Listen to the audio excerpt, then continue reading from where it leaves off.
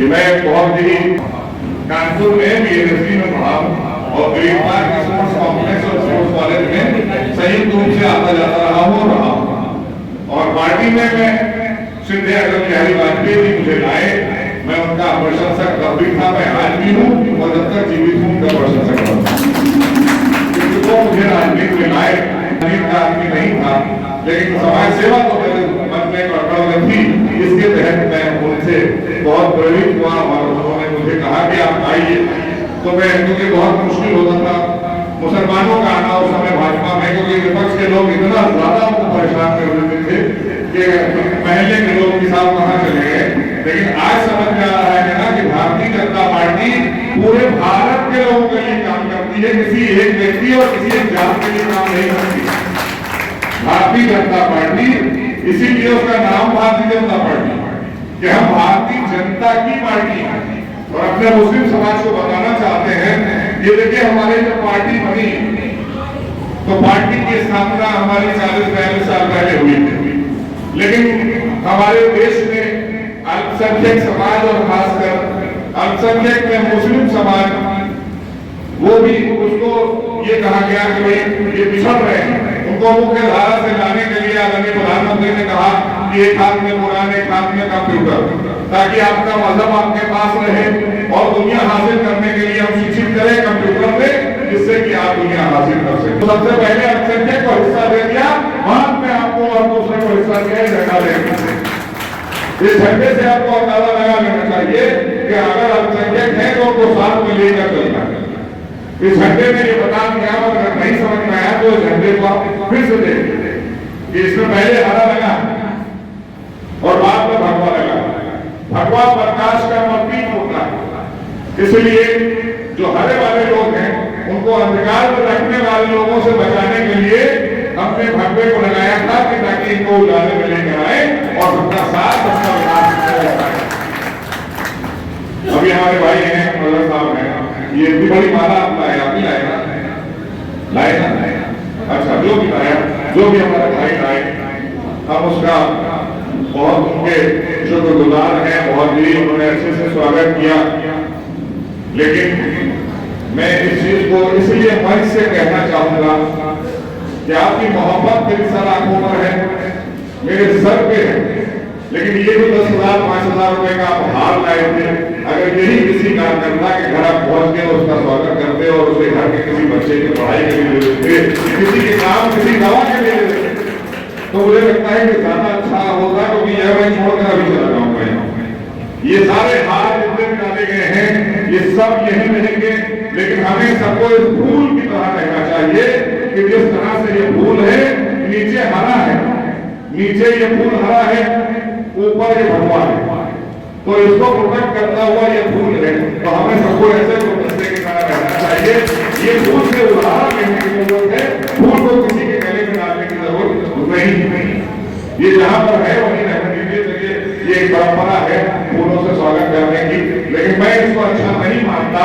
मैं चाहता हूँ कि आपकी परंपरा हमें अगर गले लगाने की है तो इससे अच्छे संस्कार हमारे देश के और दुनिया में नहीं है।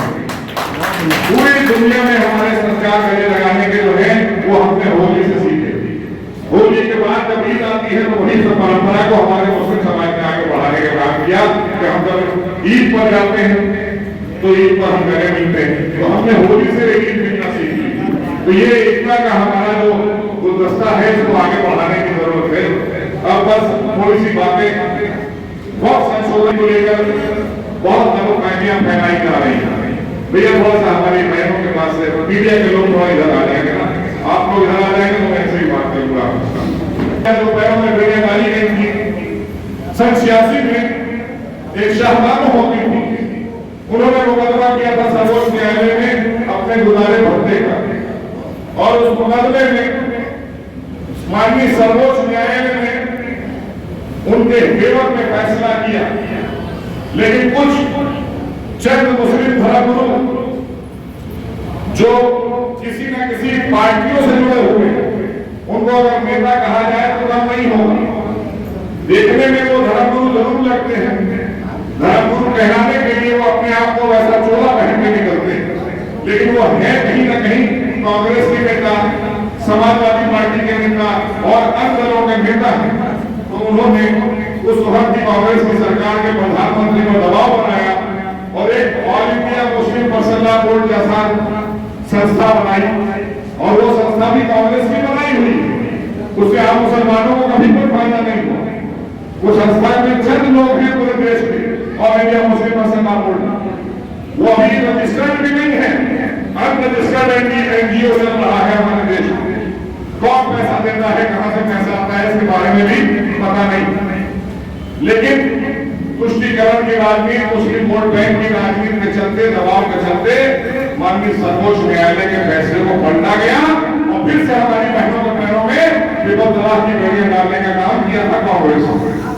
उसको खत्म करने का काम अगर किसी ने किया है तो देश के यशस्वी प्रधानमंत्री आदरणीय मोदी जी ने किया है, जिनको दुनिया के जितने भी मुस्लिम मुल्क हैं, दुनिया के जितने भी मुस्लिम मुल्क में हमारे देश के यशस्वी प्रधानमंत्री गए, उनको वहां का सर्वोच्च नागरिक पुरस्कार दिया गया। वहां का सर्वोच्च नागरिक पुरस्कार क्यों दिया गया? क्योंकि उन्होंने देश को करके दिखाया, जो कहा सकता विकास उसको जमीन पर उतारा है। इनके लिए भी किया है, उनके लिए भी किया है, पूरब के लिए भी किया है, पश्चिम के लिए भी किया है, हमने हर बार हर जाति के लिए किया है, ऐसा प्रधानमंत्री। और जब हम उस कानून को लेकर आए, उस कानून से कुछ चंद लोगों ने देश के उन वक्त की संपत्तियों पर अपना कब्जा जमा रखा था। और आज भी वही परेशान वही लोग हैं जो जंतर मंतर पर बैठ रहे हैं, जो बिहार में बैठ रहे हैं, जो दिल्ली और लखनऊ में बैठ रहे हैं, मस्जिदों में काली पट्टियां बंधवा रहे हैं। परेशानी उनको हो गई, क्यों? क्योंकि जब हम कौम की संपत्तियों का हिसाब मांगेंगे, 50-50 साल से अगर उनके पास कौम की संपत्तियां हैं, तो उसका आने वाला पैसा आपने किसको दिया, कहां गया वो पैसा? हमारी इस बहन को चाहिए है, इसके इस बच्चे को चाहिए है, इस भाई को चाहिए है, उस परिवार को चाहिए है, क्योंकि इनके कल्याण के लिए था। आपने अपना कल्याण किया, आपके 5 मंजिला भवन खड़े हैं, आपके बच्चे विदेश में पढ़ रहे हैं, लेकिन गरीब मुसलमान के बच्चे कहां जाए जिनके वेलफेयर के लिए काम था? आपने क्यों नहीं किया? क्यों नहीं किया? आजादी से लेकर आज तक यहाँ तो बहुत ज्यादा बड़ी तादाद नहीं है। मैं जहां भी जाता हूं मीडिया के सामने चैलेंज करके कहता हूं कि एक भी व्यक्ति खड़ा कीजिए जो ये कहे कि वक्त से मिलने वाले लाभ से हमारा बच्चा पढ़ लिखकर डॉक्टर इंजीनियर बना है। एक भारतीय कोई देश में तो किसने किया? ये भारतीय जनता पार्टी ने नहीं किया, ये कांग्रेस ने किया है, समाजवादी पार्टी ने किया है, बहुजन समाज पार्टी और छोटे छोटे जो राज्यों के दल हैं इन्होंने किया है। सबसे ज्यादा वक्त की संपत्तियां इन्हीं लोगों के पास है और ये मालिक समझते हैं अपने आप में। ये प्रॉपर्टी वेलफेयर के लिए, कल्याण के लिए, दबे कुचले पिछड़े मुसलमानों के लिए, पासवाना मुसलमानों के लिए। पासवाना मुसलमान क्या होता है?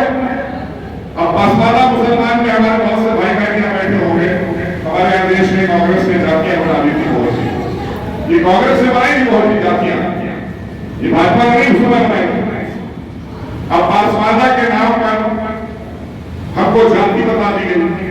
पासवाना वो हर व्यक्ति समाज में पिछड़ रहा है और वो हमारी भारतीय जनता पार्टी की पॉलिसी है कि भक्ति के अपने व्यक्ति को मुख्य धारा में जोड़ने का काम करिए ताकि वो पासवाना ना रहे, वो पासवाना ना रहे। ये पंडित दीनदयाल उपाध्याय जी ने कहा कि भक्ति के अंतिम व्यक्ति को मुख्य धारा से जोड़ना। ऐसे में हम लोग काम कर रहे हैं कि आपको मुख्य धारा से जोड़ना। बहुत सी संपत्तियां, सरकार की संपत्तियां, तो सरकार की जो संपत्ति होती है वो भी जनहित की संपत्ति होती है। अगर वो वक्त में बंद हो जाएगी और किसी व्यक्ति के पास चली जाएगी तो सीधा लाभ वही मांगेगा, आम आदमी को तो उसका लाभ देगा नहीं। अभी यहाँ आप लोग हैं, आसपास बहुत सारे हमारे, चूंकि जिस जनपद से मैं आता हूँ, गाँव है, कानपुर है, लखनऊ है, यहीं पे अगर आप जाए तो बहुत सी हमारी मज़ारें, बहुत सी दरगाहें, बहुत से इमामबाड़े हैं, बहुत सी मस्जिदें हैं। इन पे एक ही परिवार राज करना चला रहा है, कभी उसको कोई हटा नहीं सकता। ये हमने नहीं किया, ये कांग्रेस का किया हुआ है। हम हटाने नहीं आए हैं, छीनने नहीं आए, लेकिन उनसे हिसाब मांगेंगे। कि भाई हमारे इन गरीब भाई बहनों को अगर हमें कुछ देना है, हम कहां से ला कर देंगे?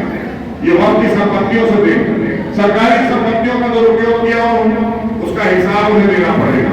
कह रहे हम मस्जिद छीन लेंगे, इमामबाड़े छीन लेगी भाजपा, दरगाहें छीन लेगी, कब्रिस्तान छीन लेगी।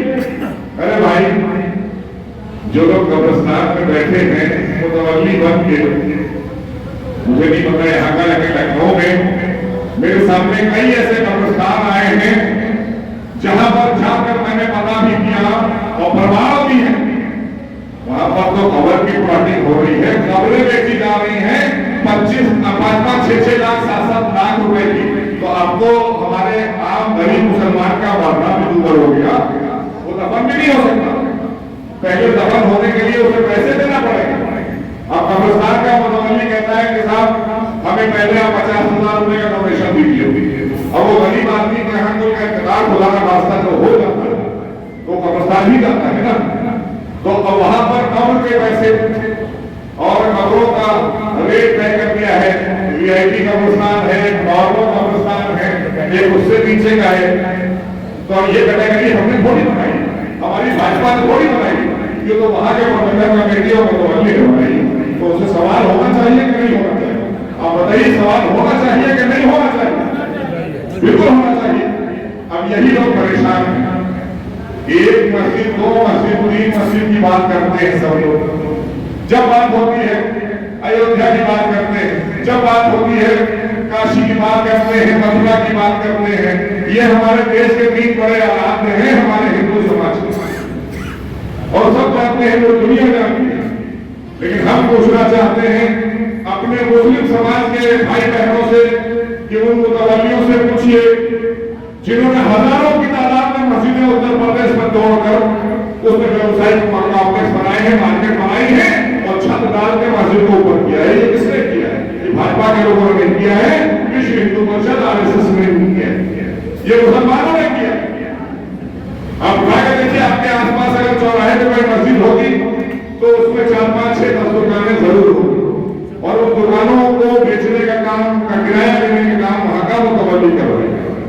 ये भाई मस्जिद जमीन पर होती है, मस्जिद जमीन पर होती है, आसमान में नहीं होती। तो तोड़ने का काम किसने किया? मुस्लिम समाज के लोगों ने। और मैंने हजारों मस्जिदें चिन्हित कराई, क्योंकि मैं इसका मंत्री था, पूरे उत्तर प्रदेश भर में सर्वे कराए, हजारों मस्जिदें आपने अपने फायदे के लिए। अरे भाई, अल्लाह मियां को तो छोड़ दीजिए, आपको अल्लाह मियां को भी नहीं छोड़ रहे। हम उनसे बात कर रहे हैं जो लोग ये काम करते हैं। हम मुतवल्ली अल्लाह मियां को भी नहीं छोड़ रहे कि मस्जिद के नीचे दुकानें बना दो और मस्जिद ऊपर कर दो, एक दुकान की कमी 40, 25 लाख रुपए में ले लो। तो अपने निजी जेब भरने के लिए ये जो आंदोलन हो रहे हैं, ये आंदोलन इसलिए हो रहे हैं कि इनकी दुकानें बंद हो जा रही। आपके लिए तो फायदा होने जा रहा है, हमारी बहनों का फायदा होगा, आप गरीब मुसलमान का उससे फायदा होगा। लेकिन कौन लोगों का नुकसान और किसको परेशानी होगी? जो वहां मुतवल्ली बन के बैठा है, जिसके बच्चे खूब बड़ी बड़ी गाड़ियों से घूम रहे हैं, बड़े बड़े घर हैं, और इंग्लिश मीडियम स्कूल से लेकर विदेशों में पढ़ने जा रहे हैं। आप देखिएगा, बहुत से ऐसे लोगों को आप लोग जानते होंगे, मदरसे के नाम पे अगर मदरसा का आधुनिकीकरण करने की बात की जाए तो चीखने लगते हैं किसान, क्योंकि आप खाली दीवार पर एक पोस्टर लगा के मदरसा चला रहे हैं, इनके नाम पर पैसा ले रहे हैं, न इनके बच्चे जा रहे हैं मदरसे में, न इनको पता। इन्हें तो बेचारी को ये समझ में आता है कि अगर हमारे यहाँ एक बेटा हो गया है तो ये बाप का हाथ बटाएगा कि सुबह फेरी बन जाएगा, बड़ा होगा और 300 रुपए कमा के लाएगा। नहीं, भारतीय जनता पार्टी की सरकार चाहती है कि इनका, हमारे समाज का बच्चा बजाय फेरी लगाने के संपत्तियां अगर किसी के पास मिलेंगी, या तो मुस्लिम धर्मगुरुओं के पास मिलेंगी या मुस्लिम नेताओं के पास मिलेंगी, जो चंद नेता इन पार्टियों के मेंबर और सदस्य। गरीब मुसलमान को उससे कुछ नहीं मिला। जो धर्मगुरु हैं वो किसी न किसी पार्टी के सदस्य, ऑल इंडिया मुस्लिम मसल्ला बोर्ड जैसे मेंबर वो हर पार्टी के सदस्य हैं। चाहे कांग्रेस हो, सपा हो, बसपा हो, और वो हैदराबाद वाले हैं, उनकी पार्टी है, वो सब मेंबर है। तो लूटने का काम आपने किया है, बचाने का काम आदरणीय मोदी सरकार कर रही है। इसलिए हम सब मोदी सरकार का आभार और धन्यवाद करेंगे। और ये जब जब आपके बीच में आए बताने के लिए, तो इनको बिल्कुल आप बाइकआउट करिए। ये लोग हैं लुटेरे, ये इन्होंने आपको लूटने का काम किया है, हमें नहीं, भाजपा को नहीं। आम मुसलमानों की संपत्ति लूटने का काम अगर किसी ने वक्त में किया है तो चंद मुस्लिम धर्मगुरु और चंद मुस्लिम नेताओं ने उस पर कब्जा किया, और बाद में तो माफियाओं ने भी किया। अभी प्रयागराज में संपत्ति खाली कराई हमारी सरकार ने, 71 करोड़ रुपए तो अभी नहीं। ऐसे ही हर आपको जनपद में मिलेंगे जो अपराधियों ने भी कब्जा किया हुआ है आपकी संपत्ति पर, उनसे आम मुसलमानों को कोई फायदा नहीं होता।